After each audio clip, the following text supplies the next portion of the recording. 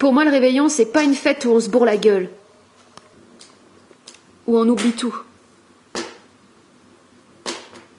où on s'abandonne. C'est tout l'inverse. C'est une fête où on se rappelle de tout. C'est plutôt une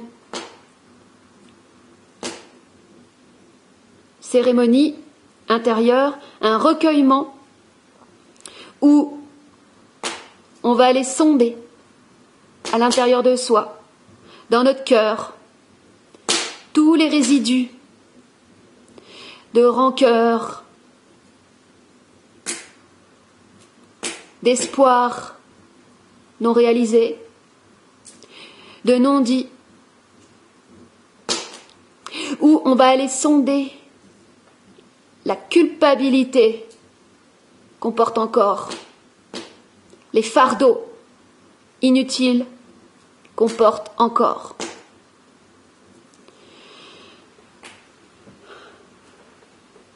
Noël, peu importe son origine, j'en ai rien à foutre.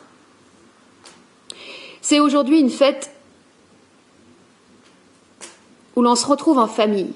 Et quand on se retrouve en famille, forcément, il y a des mémoires qui ressurgissent. Il y a des émotions aussi qui peuvent se manifester. Et tous ces éléments-là, ce sont autant de matières à utiliser pour pouvoir aller sonder à l'intérieur ces fameux non-dits.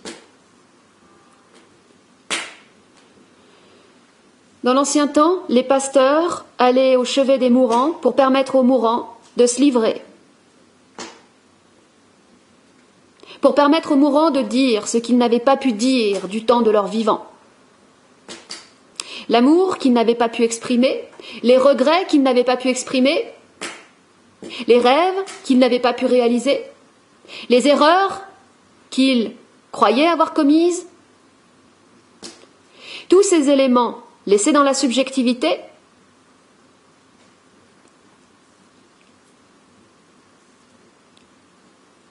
qui, s'ils ne sont pas sondés ou exprimés ou verbalisés ou mis en lumière, vont être traversés dans ce qui a été appelé le purgatoire. Le purgatoire, c'est un terme religieux. Et c'est un espace. C'est une zone, une boîte noire qui se situe dans notre inconscient, dans lequel les formes, les émotions, les sensations s'expriment dans un langage auquel nous ne sommes pas habitués. Il y a 2 jours, j'ai rêvé que je devais me débarrasser d'un cadavre. Un meurtre avait été commis par une amie à moi. Et elle m'avait laissé le cadavre pour que je le fasse disparaître.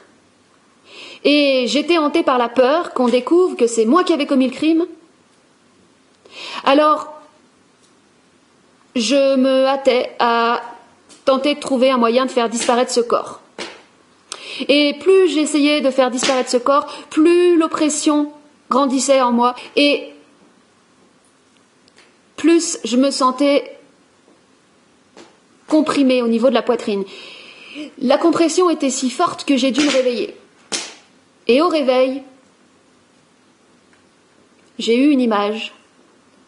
J'ai vu mon père. Et j'ai vu un moment de ma vie. Et j'ai fait le lien directement entre ce cadavre dont je n'arrivais pas à me débarrasser et ce qui s'était passé à ce moment-là de ma vie. À ce moment-là de ma vie, j'avais désiré que mon père disparaisse. Je voulais que mon père disparaisse de ma vie. Je l'avais désiré très fort. Sauf que j'étais jamais allée voir ce que ça avait pu créer en moi. Quand tu penses quelque chose, quand tu désires quelque chose, ça crée quelque chose dans l'invisible. Dans l'invisible, j'avais fait disparaître mon père. Et ce que j'ai récolté, de par ses intentions, de par ses désirs, C'est de la culpabilité parce que quand tu désires la disparition de quelqu'un, c'est comme si tu désires la mort de quelqu'un, donc tu récupères forcément la culpabilité de ton acte. Au bout de 3-4 jours passés dans ma famille, j'ai commencé à ressentir de l'ennui. Et c'était surprenant parce que ça faisait très longtemps que je ne m'étais pas ennuyée. Qu'est-ce que j'entends par ennui? Un état intérieur où plus rien n'a d'intérêt.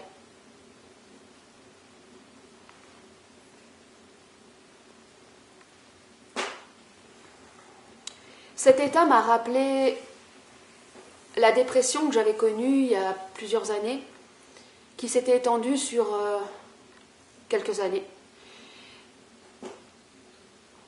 où, pareil, plus rien n'avait d'intérêt. La dépression, c'est une dépressurisation. Ça arrive quand on s'est trop mis la pression pendant trop longtemps. À un moment donné où on ne peut plus supporter ce qu'on a supporté. Et on se laisse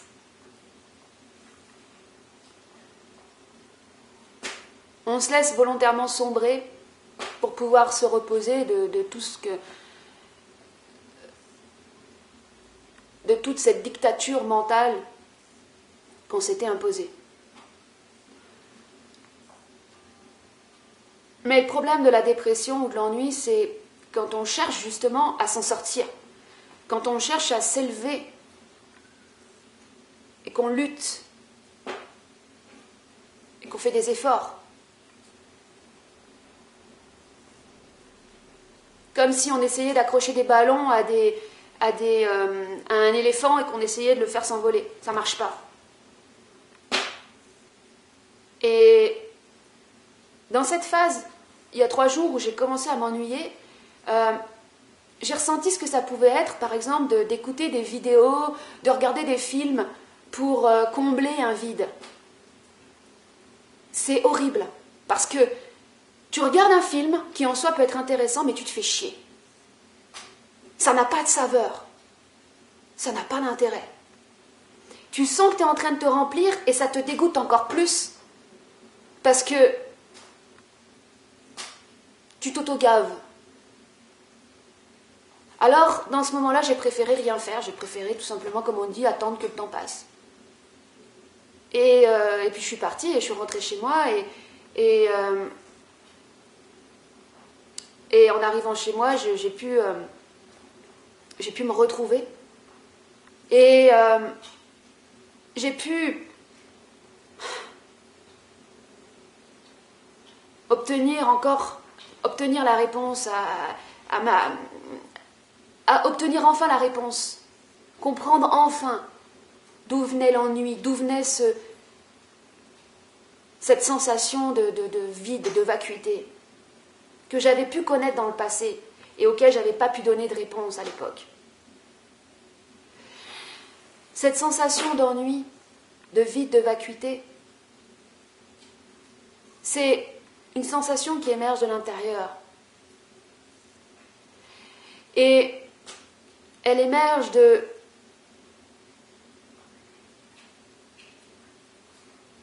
notre enfant intérieur qui se fait chier. Qui se fait chier dans ce corps d'adulte qui n'est pas foutu d'avoir les yeux pour voir. Dans ce corps d'adulte qui mène des combats à l'extérieur contre des sujets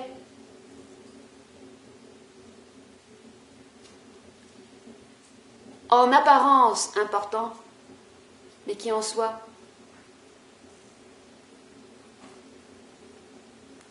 sont comme les moulins de Don Quichotte. Les vaccins, par exemple. je me suis prise au repas de Noël à vouloir tenter de convaincre mon père sur un truc par rapport au vaccin, tout ça. Et ce que ça a généré chez moi le lendemain, c'est des regrets. Des regrets d'avoir voulu le convaincre, parce qu'en soi, vouloir convaincre quelqu'un, c'est un acte de prédation. Vouloir embarquer quelqu'un dans ses idées, dans ses idéaux, c'est un rapport de force, de manipulation. Et ce que ça cache, c'est en soi un esprit vengeur. Je voulais me venger contre mon père. Contre quoi je voulais me venger? Contre une injustice dont je le portais responsable. Et cette injustice dont je porte responsable, c'est une agression.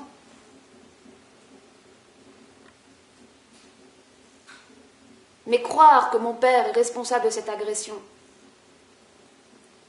c'est encore une illusion. L'agression qu'on subit tous, c'est le viol de notre enfant intérieur. Le viol de notre enfance, plutôt. Et le viol de notre innocence. Certains subissent ce viol d'un point de vue physique, d'autres d'un point de vue plus énergétique. Mais en soi, nous sommes tous violés, parce que ce monde est brutal et mécanique, est en soi un affront à la sensibilité. Et n'ayant pas les moyens de nous défendre, comme nous sommes enfants, nous créons des systèmes d'autodéfense, ce que j'ai appelé les systèmes primitifs, ou ce qu'on pourrait appeler la conscience primitive, tous les systèmes d'autodéfense primaires, le mode reptilien, qui nous conditionne non pas à agir, mais à réagir. Et ces phénomènes, ces comportements s'observent très facilement quand nous sommes en famille, quand un membre de notre famille nous dit quelque chose qui nous touche, la manière dont on va réagir directement, émotionnellement, c'est justement l'expression de ce système d'autodéfense primaire. Ce que j'ai aussi associé à l'orgueil. Et ce qui va aussi s'exprimer par le besoin de cette personne de vouloir prouver aux autres qu'elle a raison. Regardez, j'ai raison. Vous voyez bien que j'ai raison.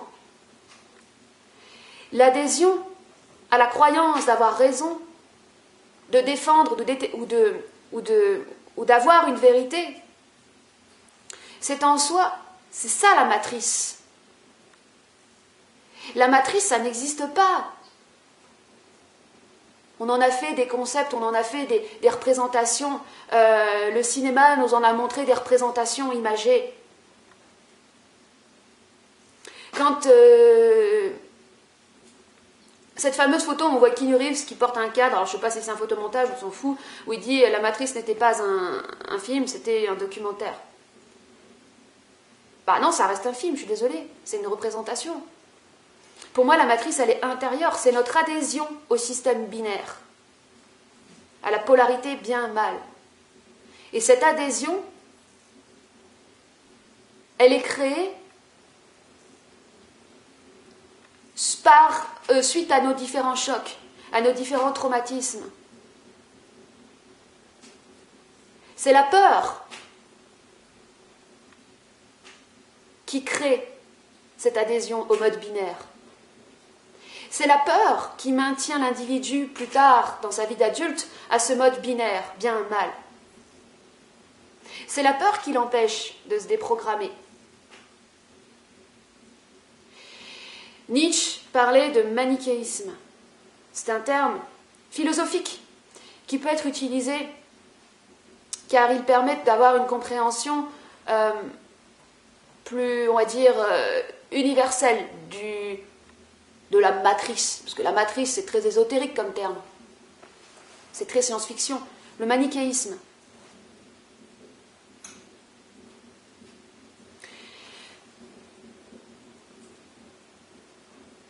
Quand on est en famille et qu'on réagit émotionnellement,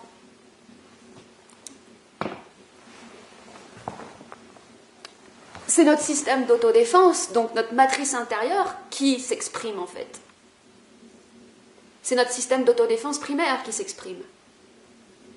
Et quand on s'emporte émotionnellement, c'est parce qu'on a trop peur à l'intérieur. On continue de se défendre. On a besoin de se défendre. Et si on a besoin de se défendre, c'est pourquoi? Qu'est-ce que c'est que ça cache comme peur derrière? La peur de disparaître. La peur d'être anéanti. La peur principale, fondamentale de l'ego, de l'orgueil, c'est de disparaître. Donc c'est pour ça qu'il se bat et qu'il se défend et qu'il veut montrer qu'il a raison. Et le problème, c'est que rares sont les personnes qui ont traversé leur mort.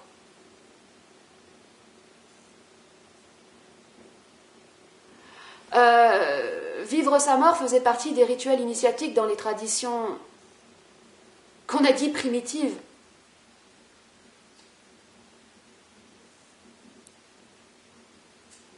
Mais quand l'occidental parle de peuple primitif, c'est parce qu'il n'est pas capable de voir que lui-même il est primitif.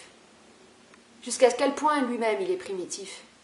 Et l'homme moderne a voulu détruire la mort, a nié l'existence de la mort.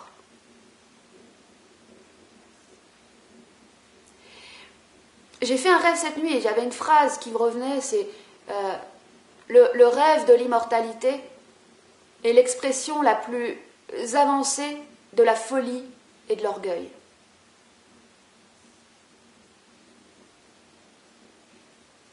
Plus l'homme refuse sa propre mort, sa propre disparition, plus il entretient sa folie, sa démesure, et il entretient ses systèmes d'autodéfense.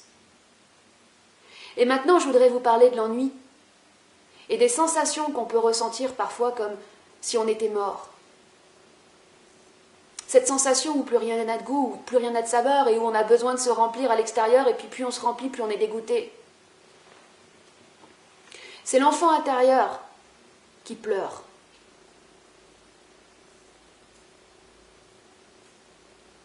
J'ai compris pourquoi je me battais, j'ai compris pourquoi je me confrontais aux autres. Je me confronte au poison qu'il y a dans le cœur. Des individus qui ne veulent pas délivrer leur enfant intérieur, qui préfèrent distiller le chaos, nourrir le poison, nourrir la rancœur, l'amertume.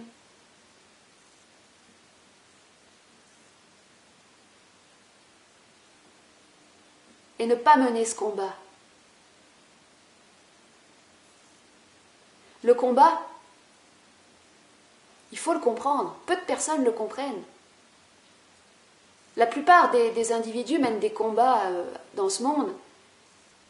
Ils ne comprennent pas qu'ils sont en vengeance, qu'ils sont en train de se venger contre ce qu'on leur a fait. Mais le problème, c'est que quand tu es adulte et que tu crois qu'il faut que tu te venges à l'extérieur, bah c'est toi qui deviens un criminel. Ouais, tu as été violé dans ton innocence. Ouais, ton enfant a été abusé sévèrement. Mais si tu n'entreprends pas de le délivrer, cet enfant, et que tu pars en vendetta, c'est toi qui vas devenir un bourreau. C'est toi qui vas devenir un violeur d'innocence. J'ai conscience que c'est très choquant ce que je dis. Mais ce qu'on n'arrive pas à comprendre, c'est que ce monde matériel, cette projection, c'est une projection. Et que c'est une projection depuis l'intérieur de chacun de nous. Quand Jésus dit « tu seras détruit par tout ce que tu n'as pas créé », ça veut dire quoi? Ça veut dire quelque chose de très choquant. Ce que je vais dire est très choquant, j'en ai conscience. C'est que cette obscurité existe par tous les individus qui ne sont pas foutus d'être allés voir dans la chambre noire, dans leur chambre noire, ce qu'il y avait. Quand un petit complotiste publie avec son poison, avec sa peur, qu'il n'a pas su aller voir une publication pour faire peur tout le monde avec le vaccin obligatoire. Il alimente, il crée le mal. Ce que j'ai compris à travers mon cauchemar, ce que j'ai fait, c'est que les intentions sont créatrices. Tout est créateur. Quand toi tu crois que tu fais le bien parce que tu es en train de dénoncer un truc, mais ce que tu dénonces, c'est simplement motivé par ta peur et par cette culpabilité que tu n'es pas allé voir, et la culpabilité la plus profonde, c'est la culpabilité qu'on porte en nous de ne pas être allé délivrer notre enfant, d'avoir laissé faire. C'est ça la culpabilité, d'avoir laissé faire. Et plus ça va, plus elle grandit cette culpabilité. C'est quand tu passes devant la porte de cette chambre et que tu préfères faire comme si tu ne l'avais pas vu. Par lâcheté. Et moi, dans ce monde, je vois que des lâches partout, qui, au lieu de rentrer dans la chambre, préfèrent agiter des drapeaux et montrer, regardez, le mal est là. Ils ne savent pas que eux, ils sont en train de le créer, ce mal. Ils sont en train de l'alimenter.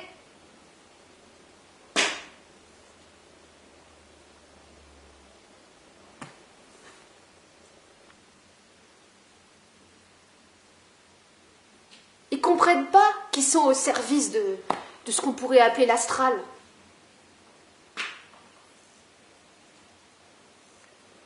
Un individu qui n'a pas traversé sa propre mort, qui n'a pas vécu sa mort, qui en a peur, et qui crée, qui alimente des combats, qui tente d'emporter les autres dans son adhésion, est une personne dangereuse.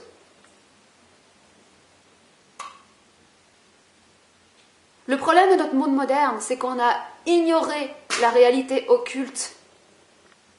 On a ignoré que les pensées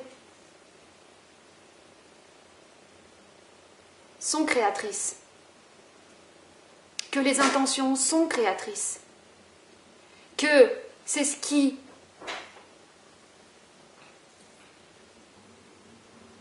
Pourquoi l'homme est soumis par l'astral?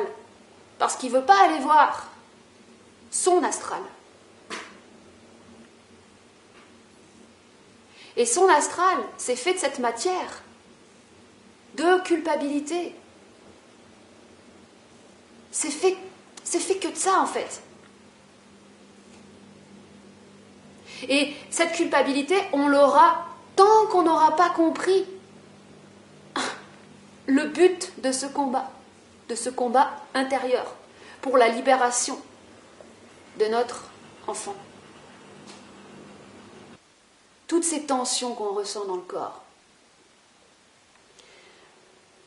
toutes ces sensations de ne pas vivre, de ne pas exister,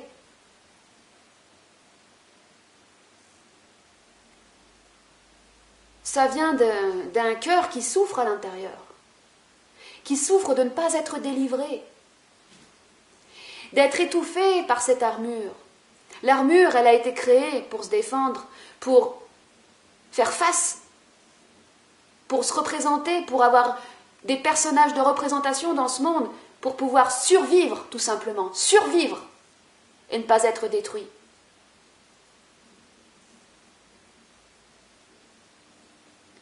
Mais à partir d'un certain stade, l'individu doit comprendre que le mode survie n'est pas une condition d'existence digne pour lui.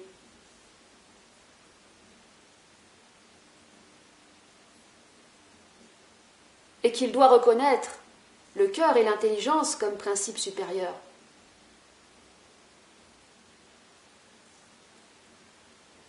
Et pour reconnaître le cœur et l'intelligence comme principe supérieur, il doit pouvoir accepter sa fragilité. C'est le plus grand défi de l'homme et de la femme.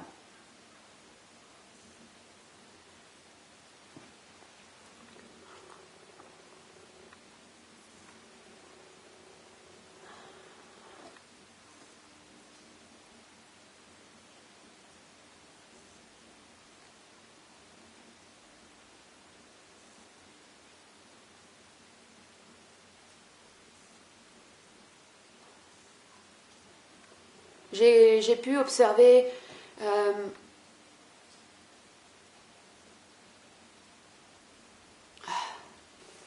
le travail pour ce 31. Pour moi, ce serait de s'allonger sur son lit et d'être sur son lit de mort et de voir qu'est-ce qui vient comme regret, comme espoir non assouvi, comme culpabilité, comme non dit, et de verbaliser tout ça.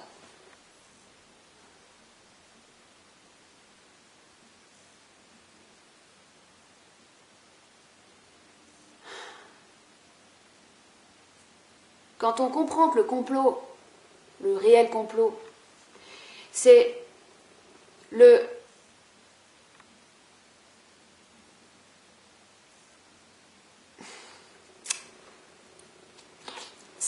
c'est intérieur. C'est une lutte intérieure pour l'innocence, pour délivrer l'innocence, pour délivrer notre enfant.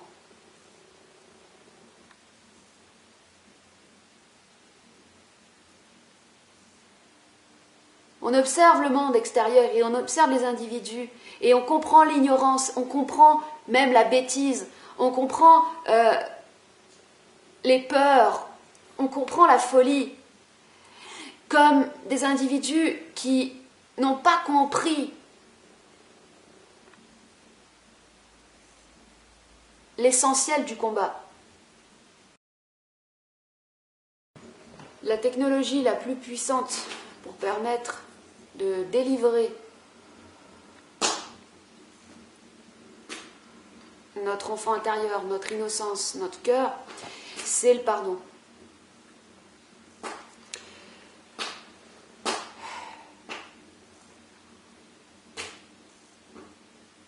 Le pardon, c'est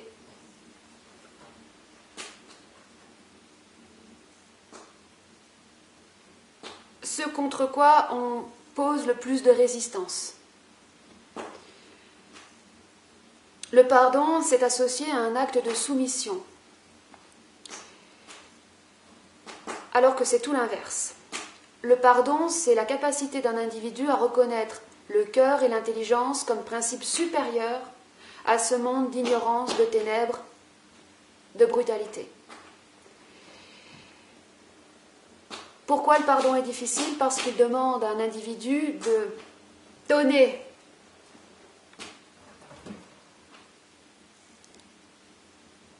de l'amour à ce qui l'a détruit.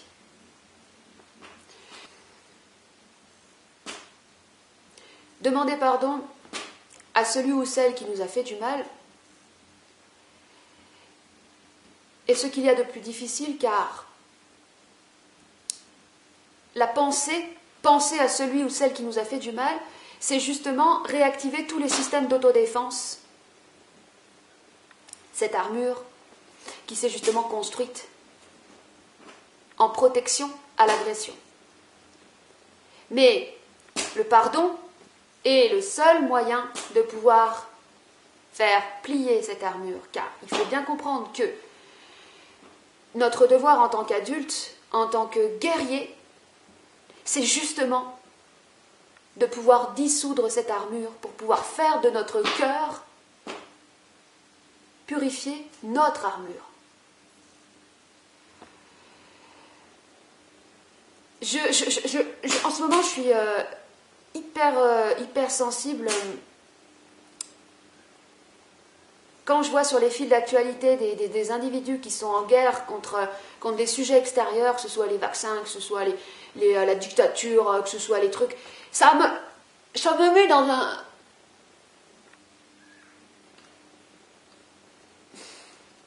Ça me rend triste. Ça me rend triste. Parce que je vois le travail que ces êtres-là ne font pas. Ce qui a été appelé la diffraction dans le supramental, la diffraction. C'est un terme technique qui fait intelligent. Pourquoi il y a si peu de personnes qui parlent du pardon?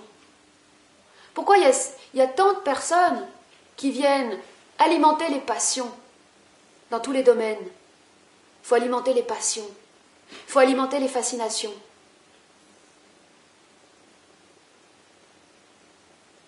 Les Illuminati, les archontes, les grands méchants. On alimente les passions, on alimente la paranoïa. Attention les vaccins! On parle de choses, de réalités qui ne sont même pas une réalité pour les individus.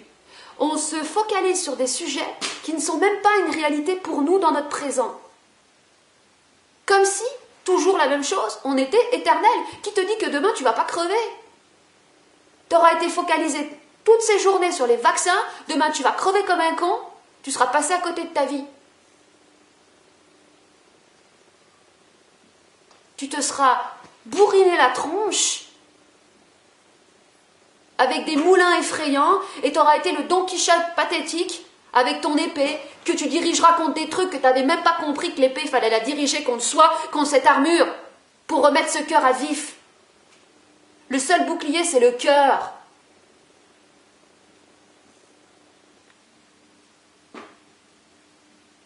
Il n'y a que des flippettes dans ce monde.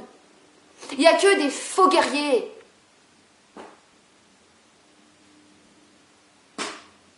Et encore Don Quichotte, il avait presque de l'humour. Mais il y a des faux guerriers qui sont même pas marrants. Qui ont tellement la flippe d'aller voir ce qu'il y a dans leur chambre noire. Qui se créent tout un tas de combats inintéressants. Parce que je veux bien parler des vaccins, mais je veux dire, c'est quand même pas un sujet. C'est un sujet qui peut intéresser des scientifiques qui ont une réelle approche scientifique, qui basent leurs observations, leurs recherches sur des protocoles scientifiques, sur des bases objectives, tout du moins suffisamment objectives, et qui font évoluer la conscience. Mais les individus qui sont là, qui se saisissent de trucs qu'ils ont à moitié compris, qui balancent leurs opinions, qui emportent leurs émotions, qui emportent les autres dans un délire émotionnel, c'est pas digne de l'humanité, ça. C'est digne juste d'adolescents attardés. Et c'est même pas créatif, putain. J'en peux plus, moi, des complotistes, en fait. Ils sont pas créatifs. Ils amènent rien. Ils amènent rien d'autre que de l'émotionnel. Ils amènent rien d'autre en sous-plan que de la flippette, de faux guerriers qui n'ont même pas compris le sens du réel combat.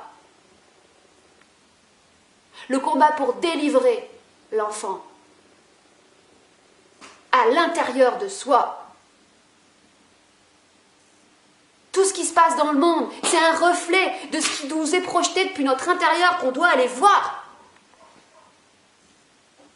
Le combat, c'est délivrer notre enfant et lui permettre à nouveau de pouvoir rire avec éclat, avec innocence. Et le rire de l'enfant, c'est une vibration tellement élevée, indestructible. En dehors de toute polarité, en dehors de toute prise.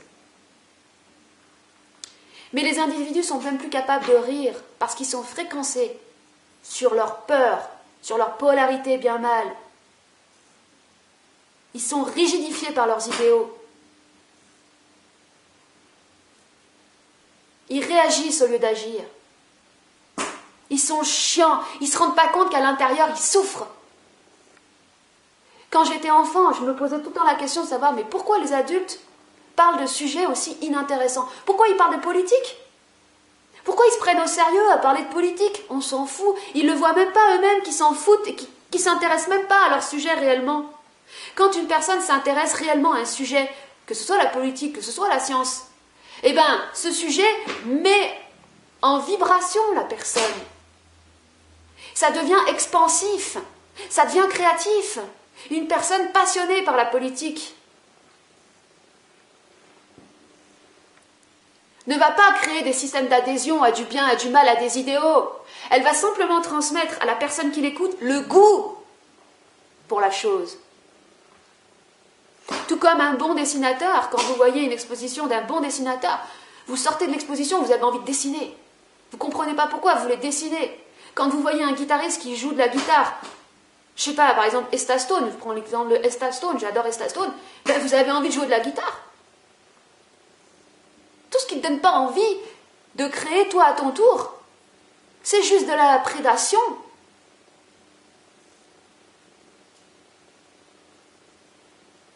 Mais si toi tu ne traverses pas ta peur, tu restes prisonnier de ces prédateurs.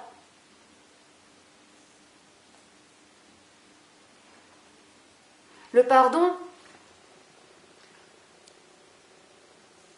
c'est pardonner à ceux qui nous ont fait du mal. Et c'est ça la purification de la fin d'année.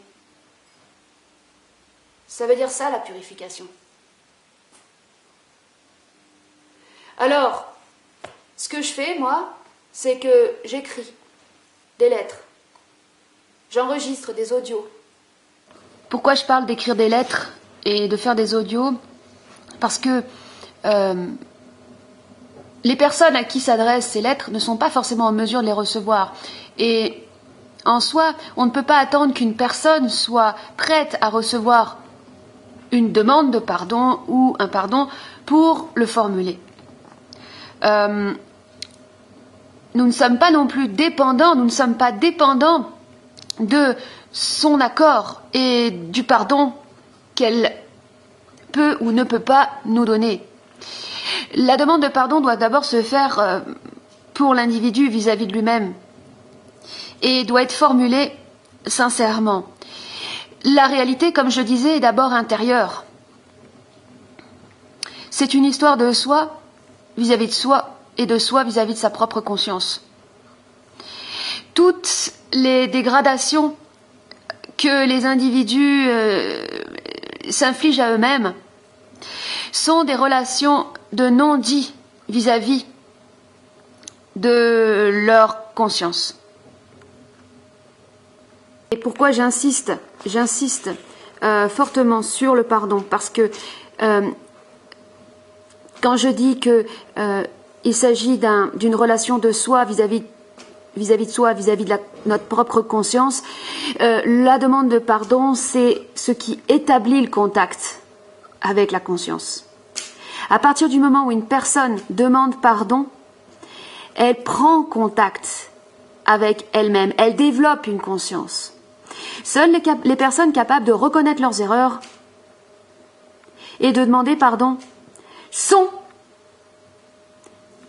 aptes à développer une conscience individuelle. Tant que les personnes ne sont pas capables de reconnaître leurs propres erreurs et de demander pardon, elles sont régies par des consciences de ruches. Il y aura des codes civils, il y aura des religions, il y aura des règles pour driver ces personnes. Il est important de comprendre cela, car la séparation entre les personnes capables de développer une conscience individuelle et les autres va s'amplifier. J'ai parlé de la peur et du dépassement de la peur et du dépassement de la programmation binaire. Et la déprogrammation du mode binaire,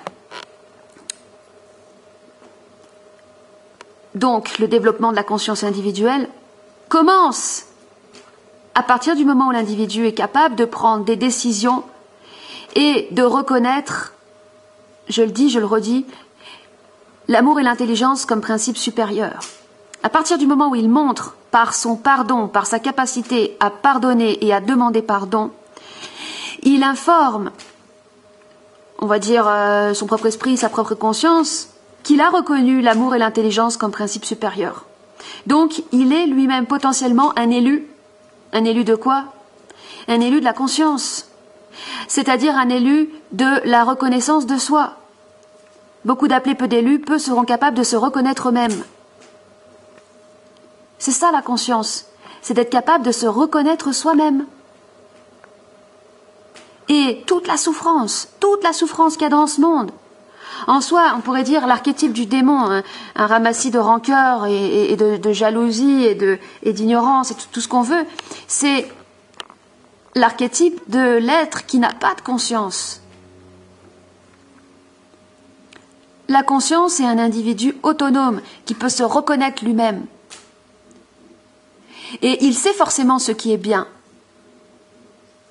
puisqu'il a reconnu l'amour et l'intelligence comme principe supérieur. Donc il fera des erreurs, parce qu'on fait tous des erreurs, on fait tous des débordements, on n'est pas là pour être, on n'est pas parfait. On est là pour apprendre de nos erreurs, pour reconnaître nos erreurs. Et en reconnaissant nos erreurs, nous reconnaître nous-mêmes dans nos principes, dans notre capacité à développer une conscience. Et ça se crée une conscience. Ça se crée dans cette matière, dans ce corps, c'est ce qu'on est venu créer. On n'est pas dans un complot avec des archontes, des matrices, de je sais pas quoi qui sont là pour nous rendre prisonniers. On est là venu créer quelque chose. Créer une conscience dans un corps.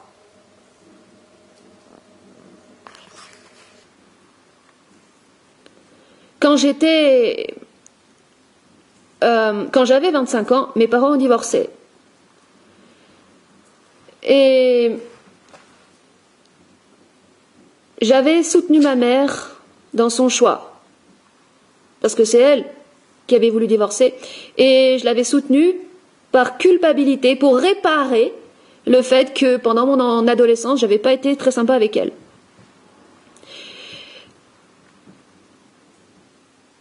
Mon père, n'ayant pas accepté que je prenne parti, il avait d'ailleurs parfaitement raison, a tenté par la suite de me prendre dans son camp à lui. Sauf que je voulais pas aller dans son camp. Et j'ai coupé les ponts avec lui, car je jugeais la relation trop toxique. Cependant, il a exercé une pression psychologique sur moi, pour tenter de m'intimider, pour tenter de me faire regretter, de me faire changer d'avis, ainsi de suite. Comme la pression était trop forte, et comme j'avais peur de lui, comme j'avais peur de ce qu'il pouvait faire, des actions qu'il pouvait entreprendre envers moi-même, envers ma propre intégrité physique et psychique, eh bien, j'ai désiré très fort qu'il disparaisse. Et comme j'ai désiré qu'il disparaisse, peu importe comment il disparaîtrait, ça m'intéressait pas. Eh bien, dans une partie de mon inconscient, j'ai désiré sa mort. Et qu'est-ce que j'ai fait de ça? J'ai laissé. Je me suis détournée. J'ai tenté d'oublier. Le phénomène de l'oubli, c'est encore un système d'autodéfense primaire, parce que la confrontation avec ce qu'on crée est trop insupportable, alors on préfère oublier. Et j'ai oublié.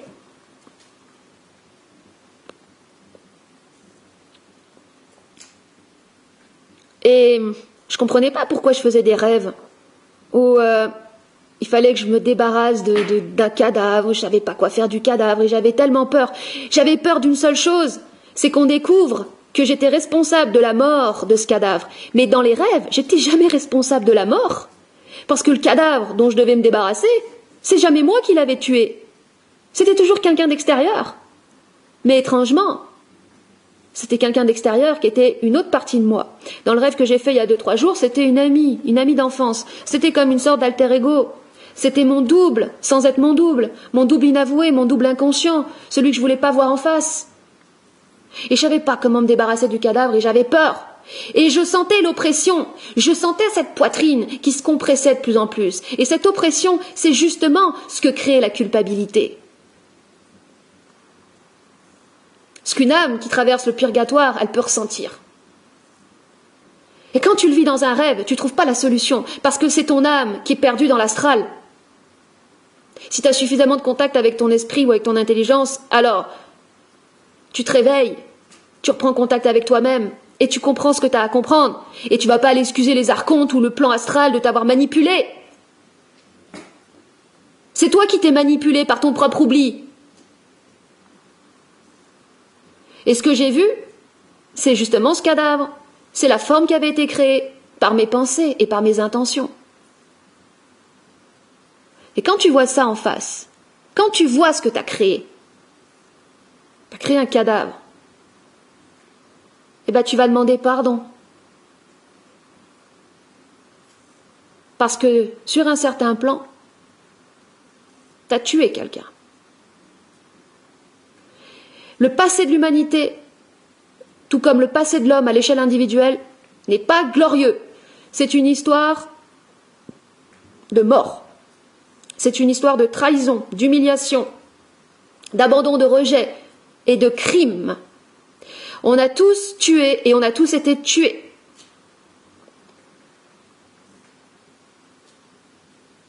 Et quand on porte une culpabilité en soi, c'est pour un crime qu'on a commis.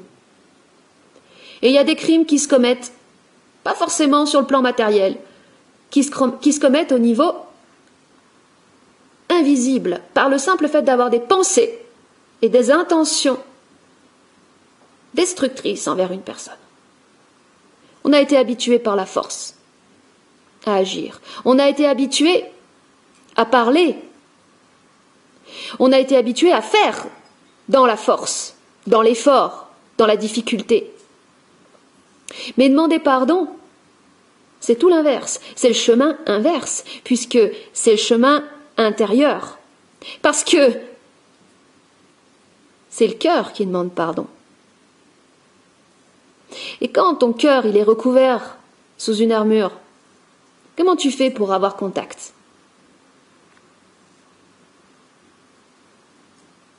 Comment tu fais pour aimer celui qui t'a fait du mal ? Cette pensée est insupportable.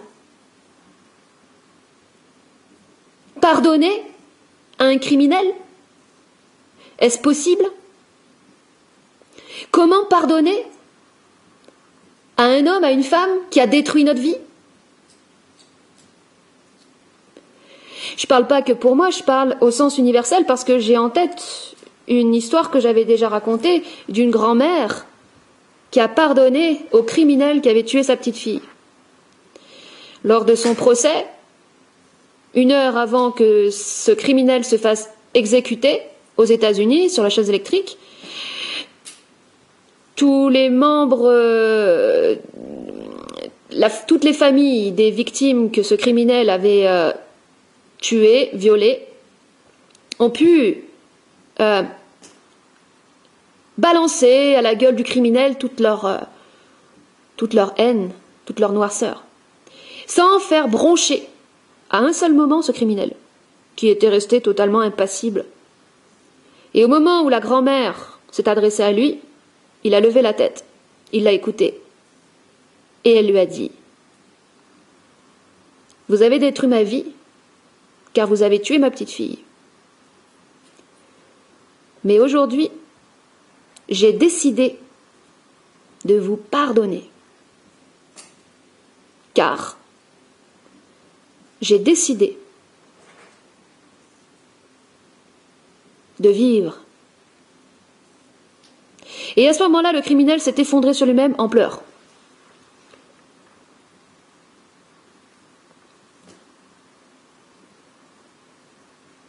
Le pardon est la technologie la plus évoluée qui soit.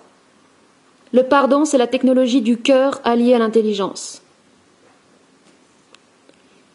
Le pardon, c'est la capacité d'une personne à reconnaître le cœur et l'intelligence comme principe supérieur à ce monde d'ignorance et de ténèbres. Le pardon, c'est le désir d'un être de retrouver sa pureté. C'est le désir d'un être de tout sacrifier pour la pureté. Car la pureté est la seule réalité dans ce monde d'illusions. La pureté, c'est ce qu'on nous a enlevé. La pureté,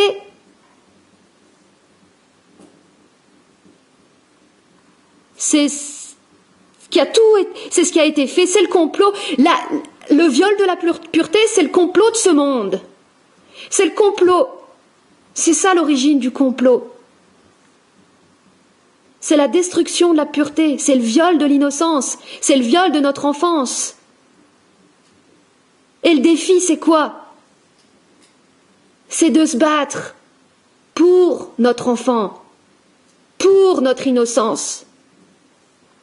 Parce que personne peut nous l'apprendre. Mais quand tu pars dans des combats, quand tu vas cracher ta haine et ta colère sur des sujets extérieurs, quand tu t'en prends à l'extérieur de toi, bah t'entretiens quoi? T'entretiens le poison. Tu fais pas la justice pour cet enfant à l'intérieur de toi qui souffre, qui de toute façon est dans un plan qui est déjà au-delà de ce plan, qui est dans un plan de vie et d'intelligence, qui demande qu'une chose, c'est que l'humain que tu es dans ce plan, l'humain en tant que tel, c'est un guerrier. Eh bien le guerrier, il soit suffisamment intelligent pour le délivrer, l'enfant. L'enfant, il peut rien sans toi, il peut rien sans le guerrier que tu es. Mais si tu comprends pas contre quoi tu dois diriger ta lame, eh bien l'enfant, il reste prisonnier et il attend. Et il te fera sentir si triste, il te fera sentir si inconsistant. Il te fera sentir cette sensation de vacuité, ce fameux ennui. L'ennui. L'ennui, c'est quoi? C'est juste ton enfant intérieur qui attend d'être libéré, qui se fait trop chier. Parce que quand on était enfant, on s'ennuyait jamais. On vivait intensément chaque chose. On n'avait pas besoin des projections. On était remplis de ce qui se présentait à nous, qui était en tant que tel chaque fois un événement. Tout est événement pour celui qui sait regarder. Le complot, il n'est pas celui qu'on croit. Le complot, c'est pas les vaccins. C'est même pas les Illuminati, c'est pas la dictature, c'est rien de tout ça. Le complot, c'est juste l'oubli. C'est juste de faire comme si de rien n'était. C'est de se contenter de ce qui nous fait juste vivre. C'est ce qui nous fait juste survivre. Ce qui nous fait juste persister dans ce plan matériel. Mais le guerrier, nous on est un corps. Ce corps, c'est un temple.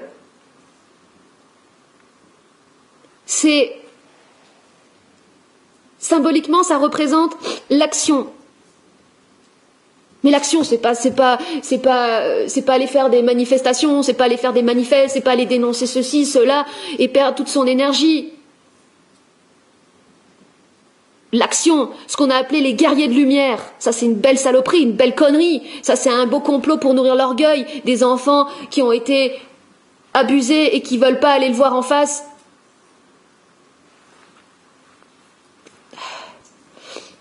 Et qui veulent se venger. Les guerriers de lumière, c'est des vengeurs. C'est des monstres, c'est des démons. C'est des Sarkozy peints en blanc.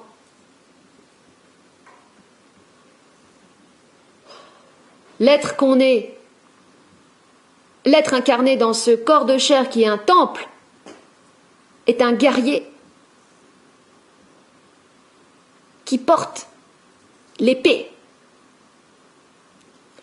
qu'il va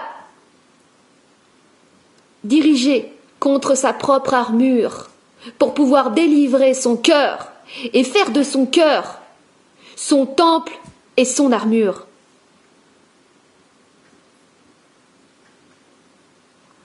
Quand le guerrier se délivre de son armure, il libère l'enfant qui était prisonnier à l'intérieur. Et je dis pas que l'armure n'a pas été nécessaire. L'armure, tout comme les personnages qu'on s'est créés, les alter-ego qu'on s'est créés, ils avaient leur nécessité. J'en avais parlé, mais les alter-ego ou les personnages, c'est des systèmes de défense primitifs qui sont créés par l'individu qui n'est pas suffisamment qui ne peut pas faire face à des situations traumatisantes, donc, ou à des situations que sa sensibilité ne lui permet pas de supporter. Par exemple, si vous êtes face à une situation trop difficile ou trop, comment on pourrait dire, trop agressive pour votre sensibilité, vous allez vous mettre en représentation. Vous allez présenter un personnage de façade. C'est une stratégie de protection. Mais le problème, c'est qu'on est rendu prisonnier de ces personnages et de ces armures. C'est ça le problème.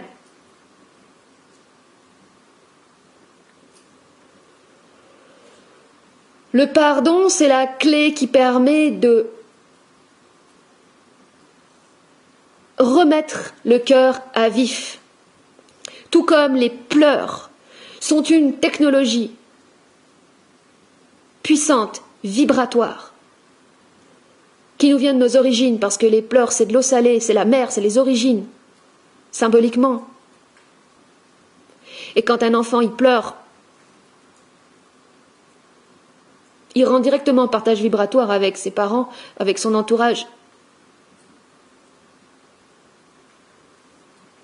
Et il montre que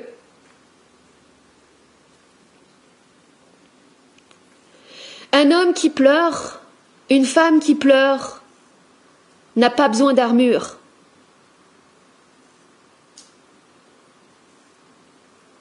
Elle montre qu'elle n'a pas besoin d'armure. Un homme qui pleure, une femme qui pleure, c'est plus fort qu'un homme ou qu'une femme cachée derrière une armure.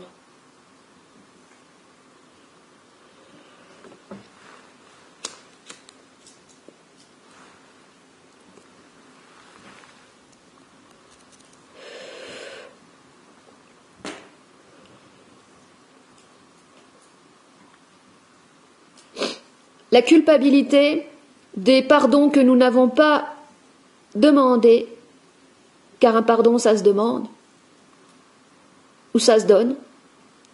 On peut pardonner quelqu'un, on peut dire à quelqu'un « je te pardonne », ou on peut demander à quelqu'un « peux-tu m'accorder ton pardon ?» Je précise parce que ça fonctionne pas si on dit à l'autre « je m'excuse ». Je m'excuse, c'est pas un pardon. Je m'excuse, c'est tu te donnes le pouvoir à toi-même, donc à ton ego, à ton orgueil, de s'auto-excuser. Donc ça fonctionne pas. Le pardon, c'est donner à l'autre le pouvoir. Mais c'est pas l'autre qui va avoir pouvoir sur toi. C'est toi qui, en faisant du cœur et de l'intelligence ton principe supérieur, te reconnais toi-même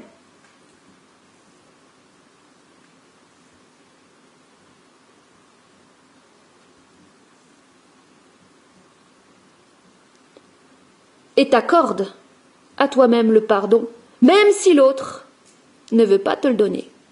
Car tout le monde n'est pas en mesure d'accorder son pardon en fonction de son niveau de dissolution d'armure. Parce qu'il y a des personnes qui sont trop en souffrance, qui sont trop en système d'autodéfense pour donner le pardon. Et c'est vrai. Mais on ne peut pas attendre qu'une personne nous octroie le pardon pour l'obtenir. Le fait de demander le pardon est un acte de pardon. Le temps où la personne sera disponible à donner le pardon est une autre donnée. Nous ne sommes pas dépendants de ce que les autres nous accordent ou ne nous accordent pas. Le pardon est une relation de soi vis-à-vis de soi-même, de soi vis-à-vis de sa propre conscience. À condition, bien sûr, que ce pardon soit demandé dans la plus grande sincérité. Car en soi, le mensonge, ou un pardon qui serait, de faux semblants ou hypocrite, générera à nouveau de la culpabilité, la culpabilité d'avoir menti, la culpabilité de ne pas avoir été entier.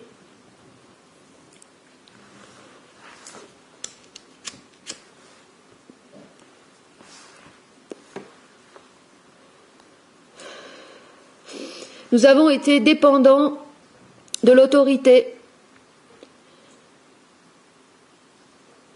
des personnes à qui nous avons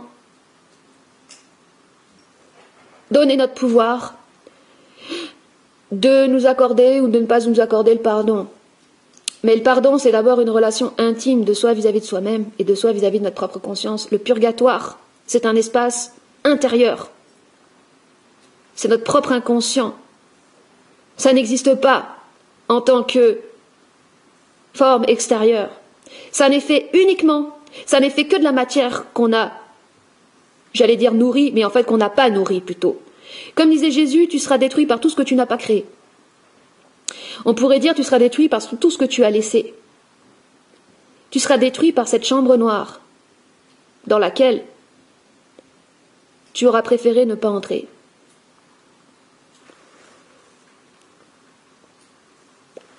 J'aime beaucoup le conte de Barbe Bleue, même si quand j'étais enfant, il me terrorisait. Mais j'étais captivée par ce conte parce que c'est l'histoire d'une femme qui, malgré les interdictions, les recommandations de son mari, qui lui a interdit d'aller voir dans la chambre ce qui se trouvait, elle y va et elle trouve les cadavres. Et les cadavres, c'est tous les meurtres que son mari ne voulait pas, que son mari voulait dissimuler. Et elle expose, elle met en lumière ce qui devait rester caché, parce qu'elle sait au fond d'elle que le chaos ne repose que sur une seule chose, l'interdit, la peur d'ouvrir la porte. Et par peur d'ouvrir cette porte, on préfère garder notre cœur rempli de poison. Et je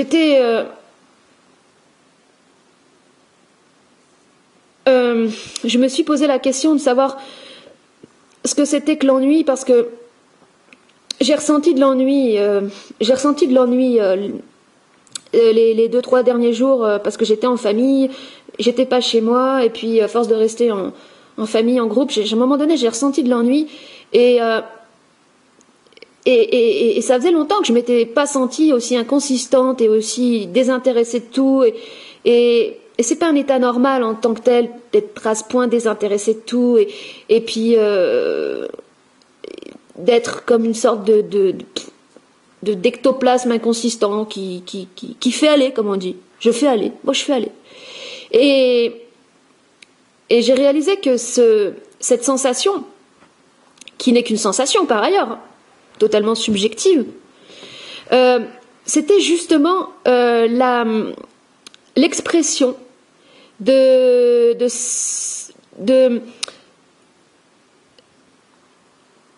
cette habitude mécanique qu'ont les humains et que j'ai eue dans ma vie, à passer devant la porte et puis à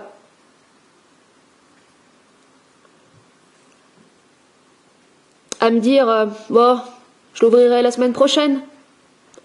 Allez, demain est un autre jour. Ben non, parce que si tu passes devant la porte, c'est maintenant qu'il faut l'ouvrir. Tout ce que tu reportes, ça fait grossir la porte. Ça fait grossir la chambre. Parce que c'est tout simplement de la lâcheté. Et que la lâcheté, ça crée encore de la culpabilité.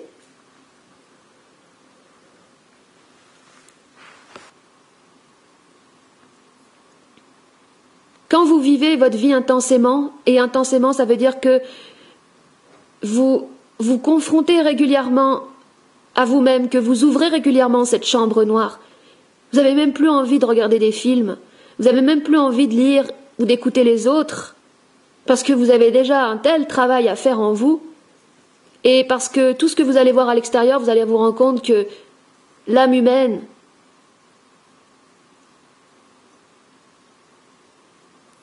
que toutes les histoires de tous les films, de tous les scénarios, c'est toujours l'histoire d'une âme humaine en proie à ses démons, d'une âme humaine qui titube au milieu des cadavres pour chercher la lumière, et qui la cherche, pas toujours de la meilleure façon, qui la cherche dans des maîtres, dans des autorités, dans des guides, dans des entités, et qui ne comprend pas cette lumière, c'est sa conscience, et que c'était sa capacité à se confronter à soi, de se confronter à soi-même, de son vivant. Alors si tu le comprends quand tu meurs, tu te dis merde, faudra que je revienne. Et toutes tes théories à la noix sur la matrice, sur les archontes et tout, tu te verras bien que c'était de la belle chioterie tout ça. C'était juste de la belle chioterie de séduction, de fascination par la peur, pour te faire détourner de ton vrai travail. Et le vrai travail, tout ce qui est vrai, tout ce qui est réel, c'est ce qui te confronte à toi-même. Et c'est ce qui t'empêche de fuir. Toutes tes petites excuses, tes petites issues, c'est de la chioterie.